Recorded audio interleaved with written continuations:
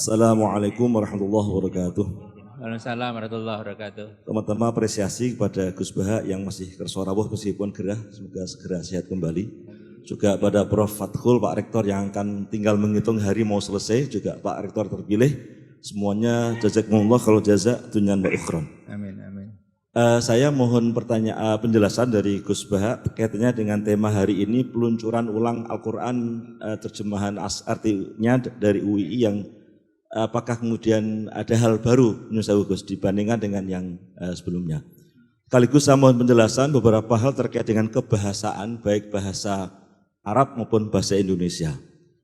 Satu, isim dhamir nahnu itu kan bisa tiga fungsi ya. Satu lil mutakallim ma'al ghair wa huwa mukhatab atau kita gitu ya. Yang kedua lil mutakallim ma'al ghair wa huwa mutakallim aidon atau orang pertama jamak kami gitu ya. Yang ketiga bisa juga lil mutakallim wahdah atau azim nafsah, bermakna orang pertama tunggal dan itu untuk penghalusan saya gitu ya. Tetapi sepanjang saya membaca Quran terjemahan, apakah itu saya Depak atau Kemenak sekarang atau UII, sepertinya tidak pernah ada yang menerjemahkan nahnu itu dengan saya. Meskipun dalam bahasa Indonesia boleh juga kami itu berarti orang pertama tunggal untuk orang besar, untuk raja. Tapi maksud saya kalau orang baca nggak paham, dia mengira kalau kami itu pasti jamak itu, tidak tunggal. Tadi juga dibaca ayat inna nahnu nazzalna dzikra wa inna lahu lahafizun juga kami. Meskipun lalu muncul tafsir, oh ya kami itu Allah kemudian menugaskan malaikat yang menurunkan. Tapi kan tetap beda, otoritas absolut tunggal tetap pada Allah. Nah, apakah tidak sebaiknya kemudian ada yang diartikan saya itu untuk mempertegas itu adalah lil mutakalim wahdah al muazzim nafsah gitu ya. Ini satu, ini yang pertama. Yang kedua,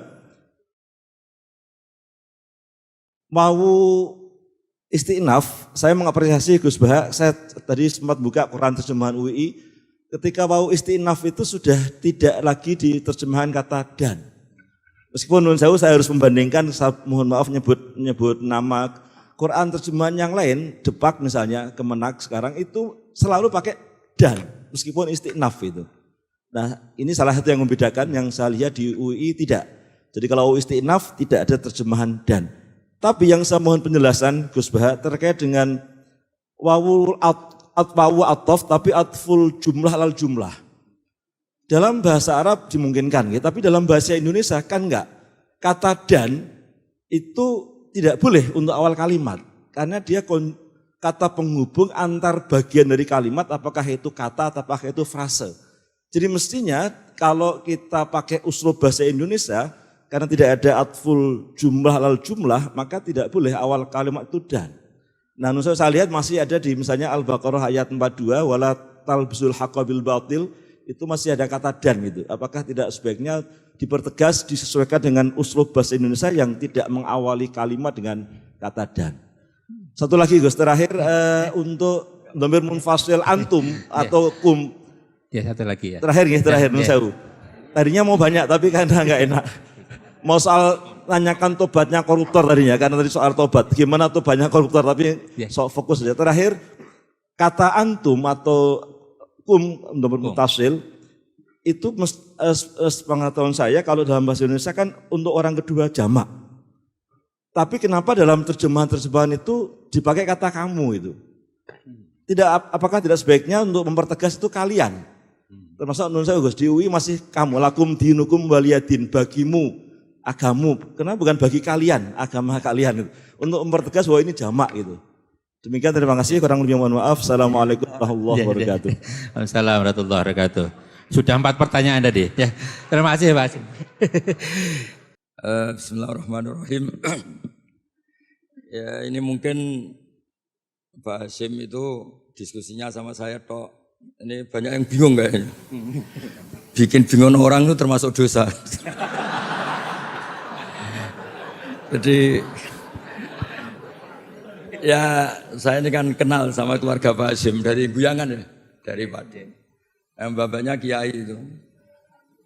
Mungkin beliau frustasi terus di Jogja itu.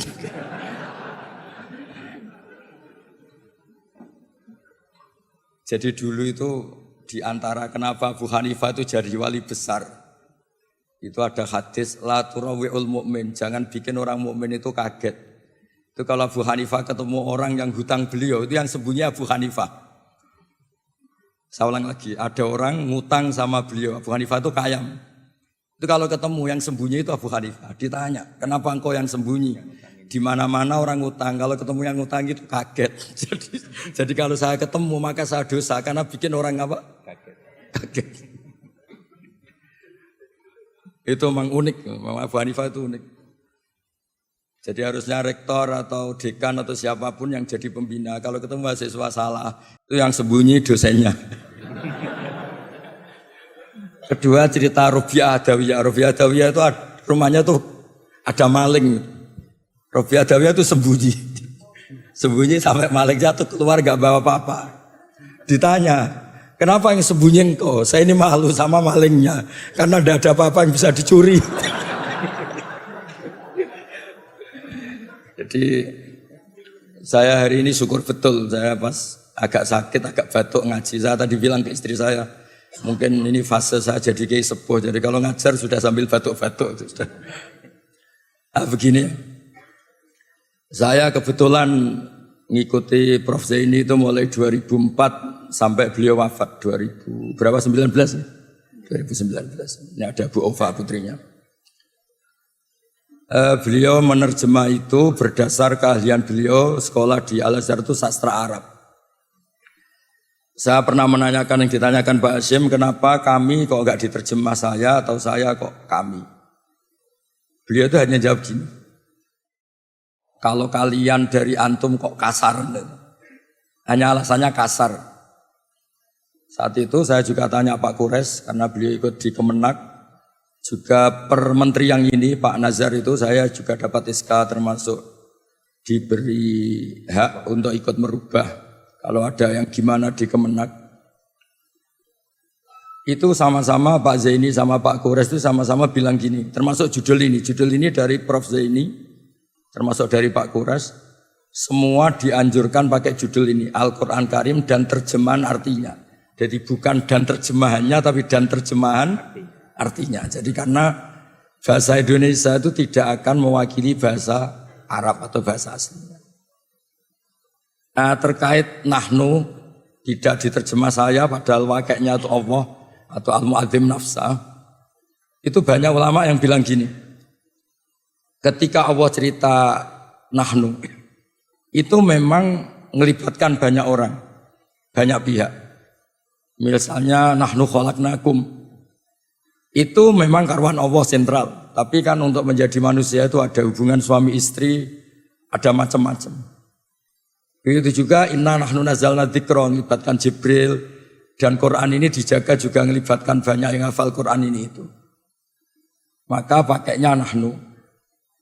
Tapi kalau Allah itu sendiri dan memang hanya sendiri, itu Allah tidak pakai iyana tapi iya itu fa'iyaya fa'budun, fa'iyaya farhabun. Itu, tapi saya ulang lagi itu hanya analisis. Tapi itu diyakini banyak ulama Al-Azhar. Terus kedua, tentang isti'naf. Memulai kata itu ada dua. Ada yang memang benar-benar permulaan. Ada yang hakikatnya itu tidak permulaan. Itu yang menjadikan Pak Zaini atau Pak Kures atau Kemenak sekarang itu. Ya kadang-kadang beda, tapi tetap ada kata dan. Misalnya begini, innal abrara lafi naim wa innal fujara lafi jahim. Itu memang wawunya sudah bisa ndak ataf, bisa ataf. Nah, melihat adat Allah itu menyebut dua hal, habis cerita surga, neraka, cerita orang baik, orang jelek. Maka tradisi menyebut dua hal ini terus menjadikan wawu di mana ini tetap dan. Begitu juga walatal bisul haqqo tadi. Sebelum itu memang sudah ada nasihat-nasihat yang banyak. Kemudian terkait apakah ada penambahan di sini. Kalau nambah enggak. Tapi saya dulu pernah pamit sama Prof. Zaini untuk fikihnya itu memang banyak catatan kaki. Dan itu era beliau. Era beliau cuma beliau kan sastra yang disuruh nekuni itu saya. Karena ya ini semoga enggak terjadi. Problem kitab suci itu kan mujmal. Mujmal itu global. Sehingga kalau diterjemah pakai harfiah itu memang resikonya tinggi. Misalnya gini, Nabi Lot tuh kecewa betul sama kaumnya yang homoseks. Tapi ketika kecewa malah dengan tanda kutip bikin kata-kata yang riskan. Yaitu beliau ngendikan, haula ibanati hunna darulakum. Kamu jangan mendatangkan kepuasan Anda lewat lelaki. Saya ini punya putri banyak yang lebih suci bagi kamu.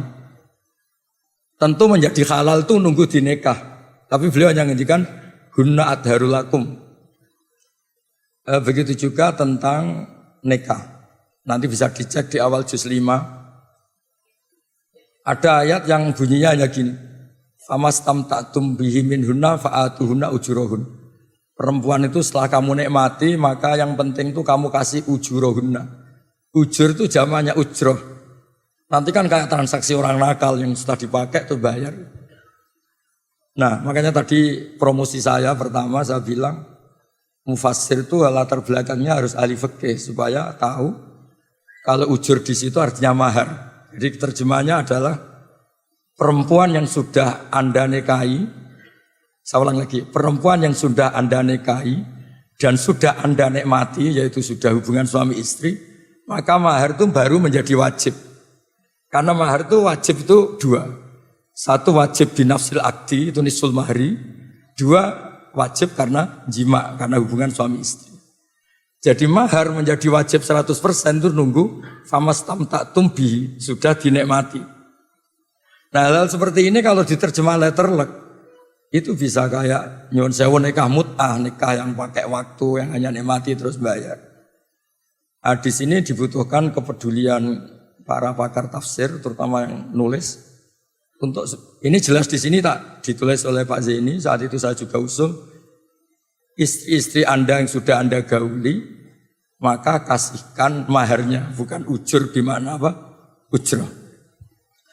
Jadi makanya kan disepakati ulama kalau mengkaji Quran itu hadisnya harus bagus, fikihnya harus bagus karena konstruksinya tadi. Contoh terakhir, fa'inama tuwallu fathamma wajhuh. Kamu menghadap kemana saja, itu di sana dari Allah. Itu kan kesannya kayak ada harus madhab kiblat, madhab Ka'bah. Padahal itu enggak, itu bahasa emosi, bahasa emosi. Allah itu tersinggung ketika orang Yahudi itu ngatur-ngatur di agama. Maunya apa sih Muhammad itu kemarin sudah baik-baik madhab Baitul Maqdis. Kenapa sekarang dipindah ke Ka'bah? Terus Allah marah bilang, arah itu milik saya, terserah saya mau ke timur, ke barat, terserah saya. Jadi terserah saya itu dalam konteks saya ini punya otoritas penuh untuk menentukan kiblat. Bukan berarti Allah membolehkan kita sholat semaunya. Itu kan ibarat ada orang nyalahkan saya misalnya, Gus, anak Anda kok kamu kasih uang 1 juta, 2 juta. Bukankah ini boros? Terus saya bilang, ini uang saya, terserah. Mau dipakai, apa mau dibakar, apa mau diapain, tidak apa-apa itu uang saya. Kata dibakar itu mau mengungkapkan kemarahan, tapi bukan berarti bakar uang itu halal.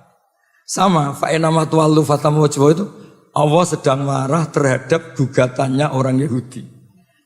Nah bukti kalau Allah marah, mereka diredaksikan saya kulus sufaha, apa? Saya kulus sufaha. Nah, ya kira-kira gitu dan seterusnya, Pak.